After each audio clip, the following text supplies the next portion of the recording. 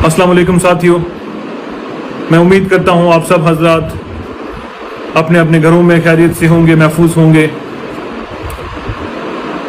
एक मुश्किल वक्त है हम सब के लिए, पूरी इंसानियत के लिए। पूरी इंसानियत लड़ रही है, हम सब इसमें बराबर के शरीक हैं। इसे देखते हुए आज मैंने ये ज़रूरी समझा कि मैं अपनी चंद बातें आप सब हजरात के सामने रखूं। साथियों, अगर आपको याद हो 2002-2003 में जब वाजपेयी साहब इस मुल्क के वजीर आज़म हुआ करते थे, APJ अब्दुल कलाम साहब सदर हुआ करते थे, तो उन दिनों एक स्लोगन बहुत मशहूर था that India would be A super power in 2020। इन 16-17 सालों में इस देश की सियासत कैसी रही मैं उस पर बात नहीं करूंगा, मगर जब वो मैं स्लोगन सुनता था तो मेरा सीना जो है फख्र से चौड़ा हो जाता था। गर्व महसूस होता था कि हमारा मुल्क भी एक दिन दुनिया की सबसे बड़ी ताकत बनेगा, और शिद्दत से हम 2020 का इंतजार कर रहे थे। 2020 में जब कोरोना वायरस इस देश में आया तो मुझे यकीन था इस बात का कि हमारा देश कोरोना वायरस से ये जंग जो है वो जीत जाएगा। 2020 में सरकार ने किस तरह से इक़दाम उठाए कोरोना वायरस से लड़ने के लिए, मैं उस पर नहीं जाऊंगा। 2020 खत्म होते होते सरकार की तरफ से इवन की in the month of January 2021 the honourable prime minister of this country made an official statement, और उन्होंने कहा कि हमने कोरोना वायरस से जंग जीत ली है। और बात यहाँ खत्म नहीं हुई, उनके हेल्थ मिनिस्टर ने भी यही बात कही कि अब कोरोना वायरस के जो दिन हैं इस देश के अंदर वो बहुत कम है। वैक्सीनेशन शुरू हुआ।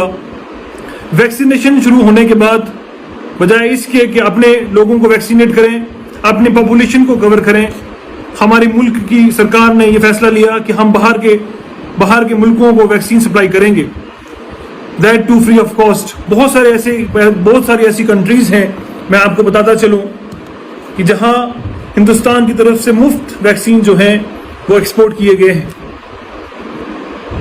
मेरे बुजुर्गों, मेरे साथियों, अब यहां सवाल आता है कि अगर आपको अपनी जनता की फिक्र होती, अगर आपको अपनी आवाम की फिक्र होती, तो आप शायद ये वैक्सीन जो आपने फ्री ऑफ कॉस्ट बाहर के मुल्कों में बांटे हैं वो आप अपने लोगों के लिए रखते।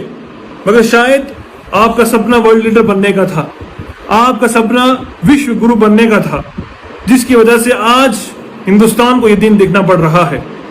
मेरे बुजुर्गों, मेरे भाइयों, जहां हम सुपर पावर की बात करते हैं, हमें अंदाजा सुपर पावर बनने का तब हुआ कि जब हिंदुस्तान की राजधानी में ऑक्सीजन की कमी से हमारे लोग जब मरने लगे, हमारे कब्रिस्तान जब भरने लगे लाशों से, हमारे शमशान घाट जब लाशों से भरने लगे, तो हमें उस बात का एहसास हुआ कि हमारा देश जो है कितना बड़ा सुपर पावर बन चुका है।